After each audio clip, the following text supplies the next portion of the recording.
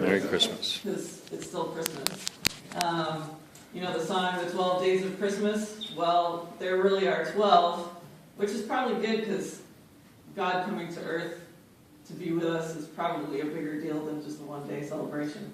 So Christmas starts on the 25th of December, but it goes all the way to January 6th. So nobody is allowed to have post-holiday letdown yet. Right?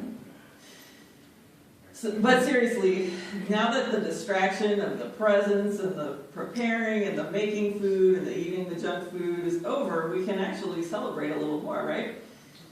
Because Isaiah definitely did in the passage that we read today, that Don read for us. Thank you.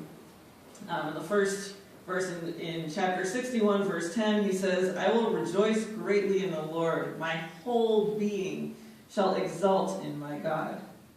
So let's start with a definition. What in the world does exult mean?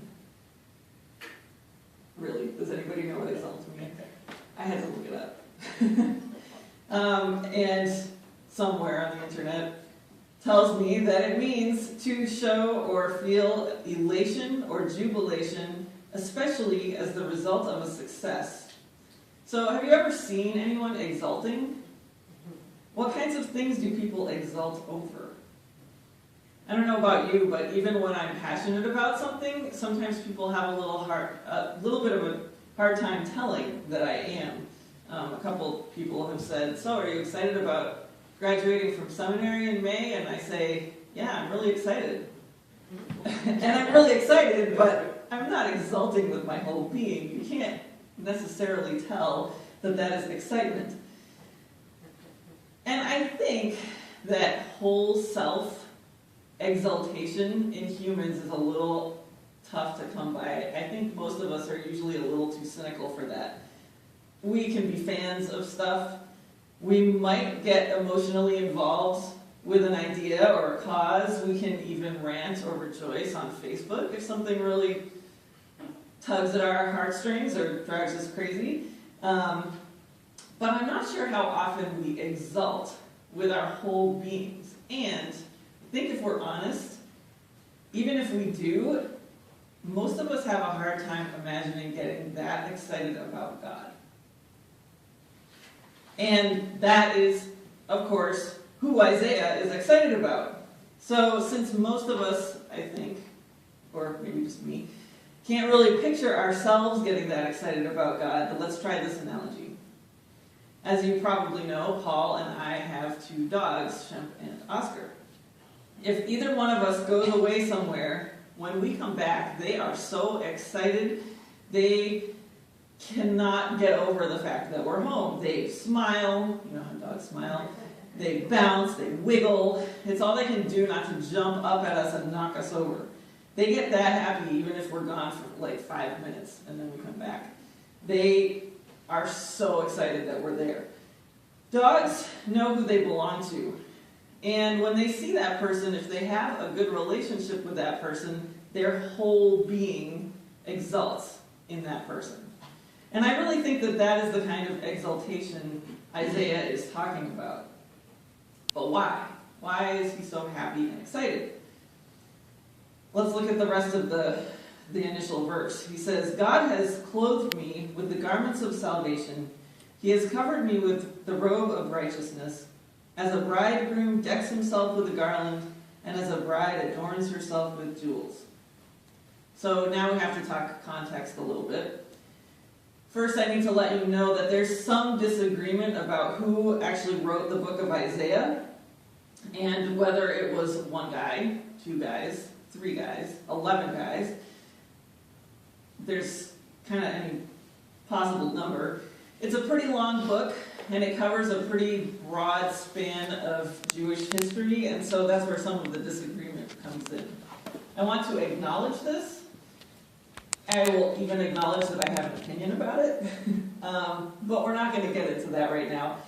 I think for our purposes, it's just simpler to say Isaiah, whoever it was, because he or they isn't really the point. The point is his message about God to a suffering and discouraged people. Back in the fall, we were talking about Moses and how he led the Hebrew people out of slavery in Egypt. After that deliverance, they lived in the land that God brought them to for a good long time, but there was a problem. I guess maybe the Hebrew people couldn't figure out how to exalt in the God who saved them, and so they kept worshiping all the idols, all the false gods of the people surrounding them. This was actually really hurtful, both to the people and to God. And so in many of the prophetic books of the Old Testament, the people are portrayed as a cheating spouse. They were cheating on God. They had a covenant relationship with God, like a marriage is a covenant relationship, and they had broken it. And they kept breaking it over and over. And so the pain of that dynamic runs through a large part of the Old Testament and is shown to be the reason why God allowed his people to be taken into exile. They were taken captive by other nations and dispersed, and they pretty much lost their national identity to some degree. So the beginning of the book of Isaiah talks about this too. Talks about the pending exile. The exile is about to happen. But the second half talks about hope. There's a theme of restoration and healing and joy that's supposed to come after. So this is why Isaiah is excited. The exile, the abandonment, the loss of identity is not the end of the story. God is going to wipe out the people's unfaithfulness and clothe them, and I think clothe them collectively and individually, because Isaiah talks about himself. He says it in the first person. He says, God has clothed me. He's going to clothe them with salvation and with righteousness. God is going to give the people goodness. God is going to save them. This is momentous. It is, Isaiah says, like a bride and a bridegroom getting all dressed up for their wedding, which is pretty interesting imagery if you think about it, given the whole cheating spouse concept. God is bringing them back into relationship with himself. This is awesome. Like a bride and a bridegroom who can't wait to be together, this is something to get happy about. So, maybe now we can see why Isaiah is so stoked. He and his people have a future, except the Hebrews were restored to their land, but they remained captive to other empires for generations. So, we have a couple options of how to look at this. Either Isaiah didn't know what he was talking about, or God's promises are pretty thin, or Isaiah was talking about something more than just the restoration of the Jewish people to their land. I think it's the third option. I think Isaiah was talking about the Hebrew people, and there are other parts of the Bible that tell us that God will do more, not less, than we can imagine. So I believe that too. So I guess I'm left with the third option, that though Isaiah was talking about the Old Testament Hebrews, he was also describing something more. And I think that something more has to do with Christmas and with us. But what? Well, first of all, this passage is not a feel-good Old Testament Facebook meme that people just send and don't really have to think about. It's a prophecy. And I believe that biblical prophecies have, well, either they have multiple fulfillments or it's one big long fulfillment, kind of like a time-release capsule that just sort of lets more and more fulfillment into human history. However you want to look at it, when Isaiah was dancing about God restoring the people, God really did allow them to return to their land. But about 400 years after that, more of this promise got fulfilled because Jesus showed up. This hope in this passage is the hope that we have at Christmas. During these 12 days of Christmas especially, we are celebrating that God personally and physically entered our world, ultimately to deal with our own unrighteousness or sin, to clothe us with the garments of salvation and cover us with the robe of righteousness. It's pretty impossible to miss all the bad news that has been going on in our country and around the world over the last few months. All of that bad news has its root in the utterly divisive nature of human sin. In confirmation class, the teenagers and I have been discussing how sin separates us from God, from each other, from creation, and from ourselves. And we're all infected. We can't heal ourselves. We need someone to save us from sometimes ourselves, to be honest. I had a couple of interactions this week, and I mean more than one, where I could not get out of my own way. The more I tried to clean it up, the worse it got, and the greater the separation between me and other people grew. I don't know if you ever feel like that, but that tendency, as well as much darker tendencies, are part of the human condition. It's pretty universal. The great news of this passage is that in Christ, at Christmas, God kicked off the greatest reconciliation project ever. We can exult in God because he came here in person, personally to save us and dress us up in goodness, that is righteousness, like we're going to a wedding. But of course, we still sin. We still encounter sin in other people. As I said, this very week, I and some of you had to deal with my own sin. And it's not like this is a freak occurrence. I hate to tell you, I really hate to tell you, I sin a lot.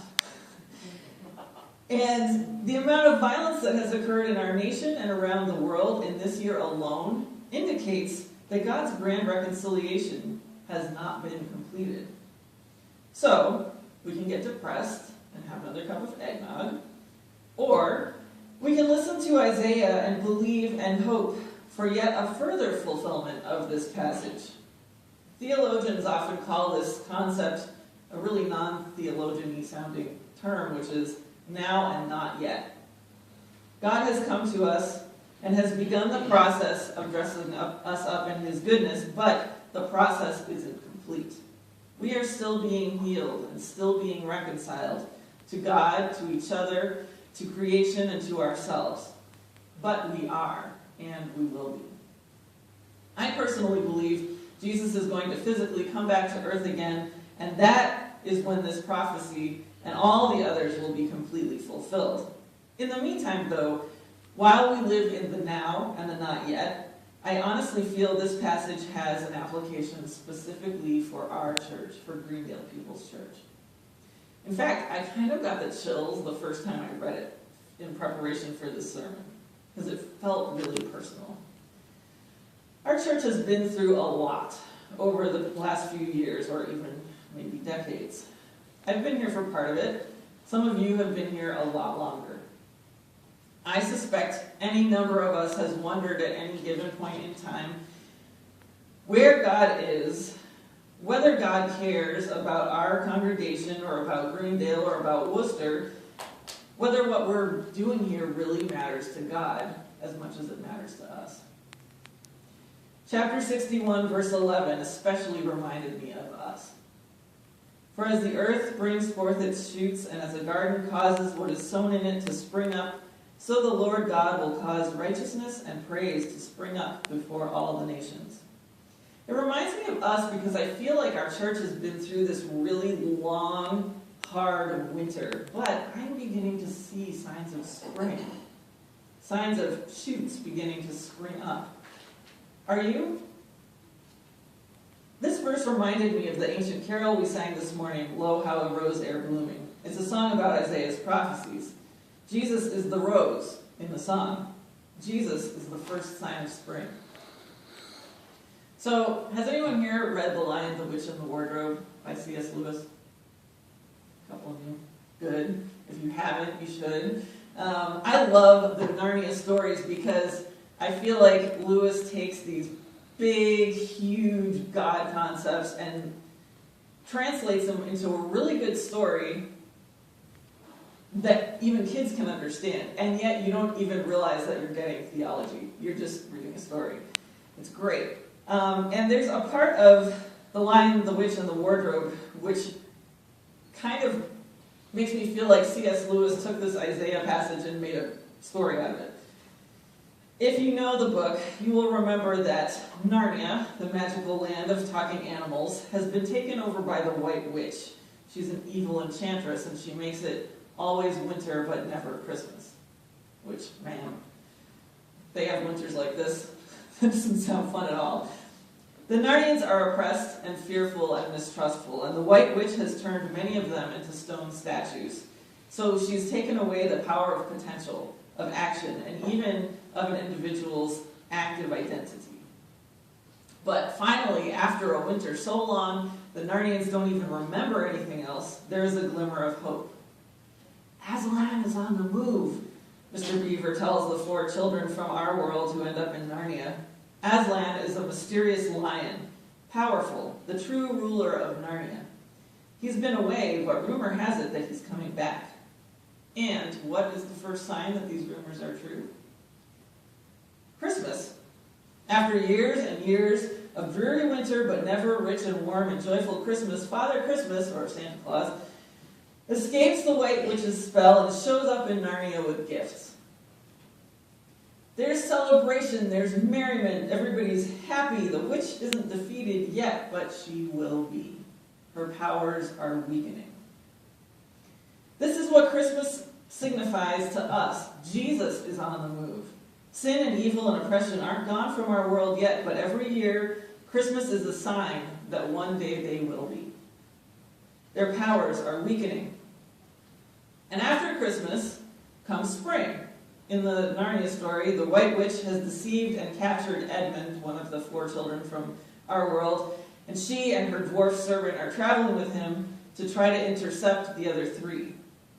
Edmund is tied up with a rope, and he's still under the power of the witch at this point in the story, but things are suddenly not going so well for her.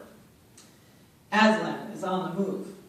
So I'm going to read part of the story. If it helps you to picture it, to close your eyes, you can nod off, but every moment the patches of green grew bigger and the patches of snow grew smaller. Then the mist turned from white to gold and presently cleared away altogether.